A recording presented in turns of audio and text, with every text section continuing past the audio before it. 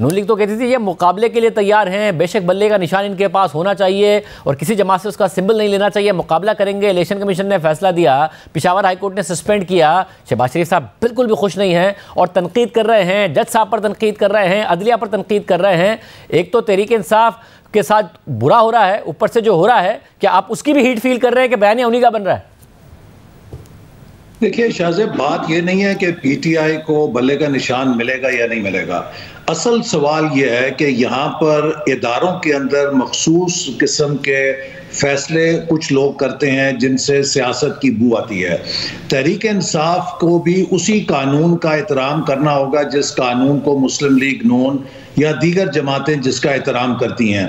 ये नहीं हो सकता कि कोई एक जमात जमहूरियत के नाम के ऊपर अपने लिए वो सहूलतें मांगे जिससे वो आइन और कानून से खुद को बालातर समझे, वो किसी को जवाब दे ना समझे, वो रियासत के इदारों पे हमले करे, वो कायदे आज़म के घर को जला के खाकस्तर कर दे, वो शहीदों की यादगारों को मिसमार कर दे और वो कहे कि वो इन चीज़ों के लिए जवाब दे नहीं, चूंकि ये उसका जमहूरी एहतजाज का हक है। अमेरिका और बरतानिया में भी इस तरह के एहतजाज को काबिले मजम्मत नहीं बल्कि काबिले सजा तस्वर किया जाता है।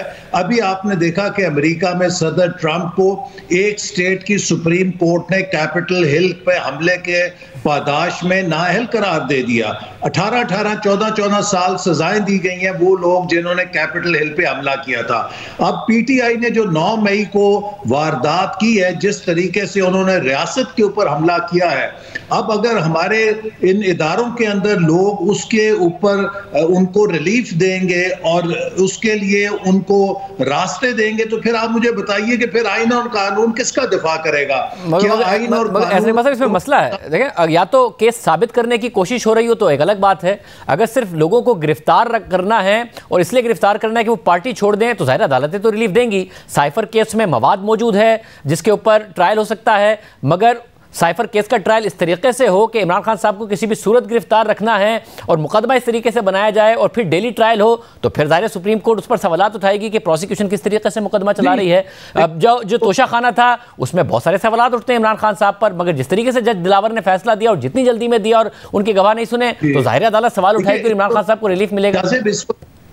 जी शाहजेब, आपको ये चीज पेश नजर रखनी पड़ेगी कि पीटीआई की पूरी कोशिश है कि इस वक्त जो मुल्क के अंदर इंतखाबी मरहला दरपेश है उसका फायदा उठाते हुए वो अपने उन जराइम की एहतसाब से बच जाए, वो अपने उन जराइम की जवाबदेही से बच जाए और वो इस इंतखाबी अमल का फायदा लेकर इसकी जो छतरी है इसके नीचे खुद को पनाह दे ले। सवाल ये है कि वो घनौने जराइम अगर आप छोड़ देंगे तो फिर तो इस रियासत में कल को जिसका दिल चाहेगा वो पाकिस्तान के इदारों पर, सलामती के इदारों पर हमले करेगा और फिर रियासत की वो तमाम बुनियादी सतून जिनकी हुर्मत हर मुल्क के अंदर मोहतरम है, वो सब जब मिट जाएंगी तो इनारकी होगी। तो इसलिए पीटीआई को इस इंतखाबी अमल की वजह से अगर वो चाहती है कि उसको उस जवाबदेही से फरार मिल जाए तो ये कोई आइन और कानून इसकी इजाजत नहीं देगा। ड्यू प्रोसेस के तहत होगा तो क्यों तहरीक इंसाफ को रिलीफ मिलेगा? आप इसलिए हीट फील कर रहे हैं कि आपके खिलाफ जब हो रहा था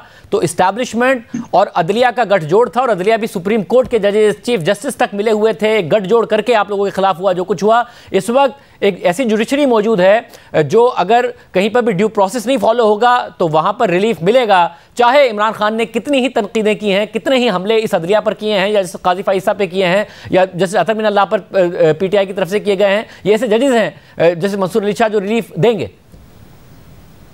देखिए, जहां तक आइन और कानून की पासदारी का सवाल है, रूल ऑफ लॉ का सवाल है, कोई डेमोक्रेट उसके मुखालिफ बात नहीं कर सकता, ना उसको सपोर्ट कर सकता है कि उसकी वायलेशन हो। इस मुल्क की बुनियाद आइन की हुक्मरानी के ऊपर है।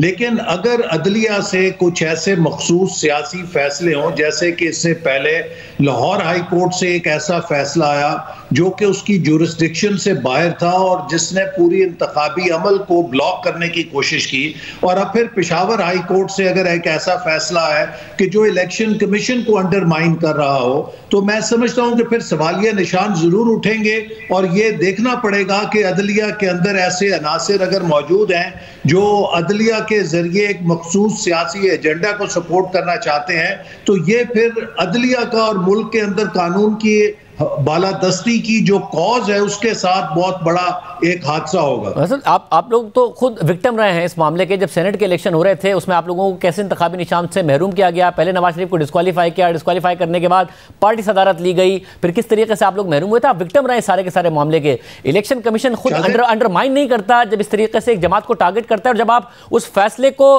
खत्म किए जाने पर, सस्पेंड किए जाने पर तनकीद करते हैं किसी अदालत पर, तो क्या यह सवाल नहीं उठता कि आप मुकाबला करके नहीं जीतना चाह रहे हैं, फेयर एंड स्क्वायर नहीं जीतना चाह रहे हैं, वैसे ही जीतना चाह रहे हैं कि उन्हें वो रास्ते से हट जाए? बस ऐसी बात नहीं है, मुकाबला भी होगा और पता लग जाएगा। लेकिन सवाल यह है कि हमारा जो इंतखाबी निशान लिया गया था वो इसलिए नहीं लिया गया था कि हमने इलेक्शन कमीशन के किसी रिक्वायरमेंट को फॉलो नहीं किया था। हमने तो मुशर्रफ दौर के अंदर भी, और जब साकिब निसार की अदलिया और सुप्रीम कोर्ट थी उस दौर में भी, इन तमाम फैसलों के बावजूद, जिसमें नवाज शरीफ साहब को पार्टी की सदारत से हटाया गया, इसके बावजूद कि सेनेट में हमारा इंतखाबी निशान सुप्रीम कोर्ट ने छीन लिया, हमने हमेशा इलेक्शन कमीशन के तमाम कवानीन का एहतराम किया, उसकी पासदारी की है। यहाँ पर मसला यह है कि एक पार्टी जो है वो कहती है कि हम इलेक्शन कमीशन की जो रेगुलेशन है, जो उनकी स्क्रूटनी है, उससे बालादस्त होकर हम चाहते हैं कि सियासत करें, तो फिर तो कल को जो आपके इंतहा पसंद ग्रुप हैं आप उनको भी नहीं रोक सकेंगे। वो कहेंगे कि अगर पीटीआई कवानीन का एहतराम नहीं करती थी और उसके हकूक को तस्लीम किया जाता था, तो हम भी इलेक्शन कमीशन को तस्लीम नहीं करते, उसके फैसलों को तस्लीम नहीं करते।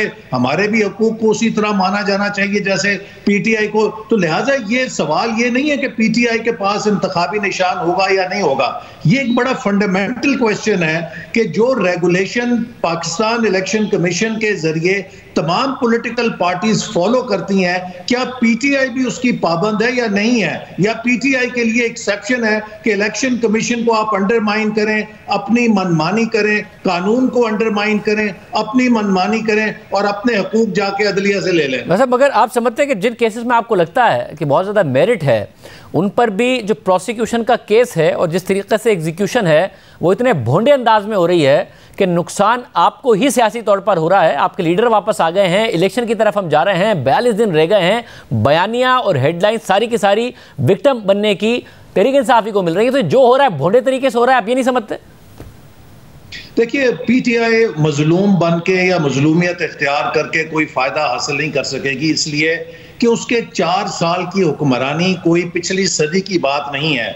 आज पाकिस्तान का हर गरीब आदमी उस महंगाई का विक्टिम है, पाकिस्तान का हर नौजवान उस नाउमीदी का विक्टिम है जो सीपैक को तबाह करने से, जो मुल्क को कर्जों के बोझ के तले दबने से, और जो एक सोचे समझे बगैर आंखें बंद करके आईएमएफ के साथ मुआहदे पे दस्तखत करने से पाकिस्तान की मईशत पर असरात उन 4 सालों में छोड़े गए, जिसको आज हम सब भुगत रहे हैं और अगले कई सालों में भुगतेंगे। और खुद इमरान खान साहब ने कहा कि अभी तो महंगाई और होगी, अभी तो मजीद होगी। तो ये वो सारी चीजें हैं जो लोगों को पता है। हम गली मोहल्ले में जाते हैं और लोग जो हैं इस वक्त मुस्लिम लीग नून और नवाज शरीफ साहब की तरफ देख रहे हैं कि जैसे 2013 में उन्होंने मुल्क को भंवर से निकाला था, दोबारा वो इन मुश्किलात से निकालें। लिहाजा हमें किसी पीटीआई की मजलूमियत इख्तियार करने से कोई खौफ नहीं है। अगला इलेक्शन कारकर्दगी पे होगा। हमने 2013 से 18 में हुकूमत की, पीटीआई ने 13 से 22 तक की और पीपल्स पार्टी ने 8 से 13 तक की। तीनों जमातें आजमाई हुई हैं और लोग जानते हैं कि जो तरक्की मुस्लिम लीग नून के दौर में 5 सालों में हुई, उसका कोई 10वां हिस्सा भी पीटीआई या पीपल्स पार्टी या कोई जमात पेश नहीं कर सकती। मगर इसमें मसला यह है कि बहुत मुश्किल फैसले करने हैं। आप ज़ाहिर वजीर मनसूबाबंदी रहे हैं तो आप जानते हैं कि कितने मुश्किल फैसले से ये मुल्क आगे चलेगा और कितने मुश्किल मुआशी फैसले होंगे, मगर वो आप करेंगे कैसे? क्योंकि आप खुद ये भी कहते हैं कि एक बड़ी मैंडेट वाली हुकूमत चाहिए ये फैसले करने के लिए। अगर इस तरीके से जो कुछ तरीके इंसाफ के साथ हो रहा है, ये केसेस जिस तरीके से ट्रायल हो रहे हैं, ये स्टैंड नहीं कर पाएंगे सुप्रीम जुडिशरी में। आप इलेक्शन जीत भी जाएं, इमरान खान साहब ने आपको फिर हुकूमत करने देनी है, वो स्टेबिलिटी आपको मिलेगी जिस पर आप ये फैसले कर सकेंगे? नहीं, देखिए, इमरान खान साहब इस अपनी जो डिसरप्टिव सियासत है उसके लिहाज से बहुत हद तक डिस्क्रेडिट हो चुके हैं। और मैं अब भी आपको ये बात कहना चाहता हूं कि अगर आप किसी मफरूज़े के तहत, एक बहुत ही वाइल्ड किस्म का मफरूज़ा है जिसमें कहें कि पीटीआई जीत जाएगी, तो पीटीआई जीतने के क्या मुज़मरात होंगे? पाकिस्तान के अंदर एक बहुत बड़ी डिसरप्शन, क्या हम पाकिस्तान में डिसरप्शन अफोर्ड कर सकते हैं? क्या पाकिस्तान में नई इंतकामी सियासत अफोर्ड कर सकते हैं? हमें तो इस वक्त एक ऐसे प्रोसेस की जरूरत है जिसमें रिकंसिलिएशन हो। और मैं शाहजेब ये कहना चाहता हूं, देखिए इस वक्त पाकिस्तान के हर शख्स को ये सवाल सोचना चाहिए कि हम ठीक 25 सालों के बाद जब हमारे बच्चे अपनी पीक पर होंगे, 2047 में 2 मुल्क इस खित्ते में आजादी के 100 साल मनाएंगे, हमसाया मुल्क और हम, क्या हमारे नौजवान, क्या हमारी नस्ल जो आज हमारे बच्चों की है, ये उस वक्त एतमाद के साथ, खुददारी के साथ ये अहम बात है। मगर जब आप कहते हैं कि पीटीआई के अगर हमने अगले 25 साल को सिक्योर करना है तो उसका इन्हिसार आज के फैसलों पर है। अगर हमने कोई डिसरप्शन मुल्क में लाए, ऐसे लोगों को आगे लाए कि जो सिर्फ मैं नहीं मानूंगा, मैं नहीं छोड़ूंगा, तुम्हें भी अंदर करूंगा, तुम्हें भी बाहर करूंगा, ये मुल्क की तबाही का रास्ता है। मगर आप कहते हैं उनके जीतना डिसरप्टिव होगा, उनका हारना कैसे नहीं डिसरप्टिव होगा, और आप कैसे पीसफुली हुकूमत कर पाएंगे? ये सवाल भी तो अपनी जगह। जब आप रिकंसिलिएशन की बात करते हैं तो रिकंसिलिएशन में आपको पीटीआई को भी तो शामिल ही करना पड़ेगा ना। देखिए, जो पीटीआई के लोग जीत कर आएंगे या असेंबलियों में आएंगे, हम उनको जरूर उनसे बात करेंगे क्योंकि उनके पास अवामी मैंडेट होगा। इस वक्त तो पीटीआई एक शख्स ने होस्टेज बनाई हुई है जिसने पीटीआई को सिर्फ अपनी जिद और अना से इस मुकाम पे लाके खड़ा किया। मैं कई दफा कह चुका हूं कि किसने मशवरा दिया था इमरान खान को कि वो इस्तीफे दें असेंबली से जब अदम एतमाद हुई? उन्होंने हुकूमत के लिए खाली जगह छोड़ दी। किसने उन्हें मशवरा दिया था पंजाब और केपी की हुकूमतें अपने हाथ से तबाह करें जो उनके ऊपर छतरी थी? किसने उन्हें मशवरा दिया था कि वो 9 मई का हमला करें और अपने लिए ये मुश्किलात पैदा कर लें? वो एक अना परस्त इंसान है जो अपनी अना के लिए उसने अपनी पूरी पार्टी को नहीं, पूरे मुल्क को झोंक दिया था एक बंद गली के अंदर। और इसलिए मैं समझता हूं कि इलेक्शन के बाद जब पीटीआई को शिकस्त होगी तो उसके बाद उनके जो सीनियर एलिमेंट्स हैं वो आगे आएंगे और वो उस रिकंसिलिएशन का हिस्सा बनेंगे जिसकी हमें हैसियत कौम और हैसियत मुल्क जरूरत है। बहुत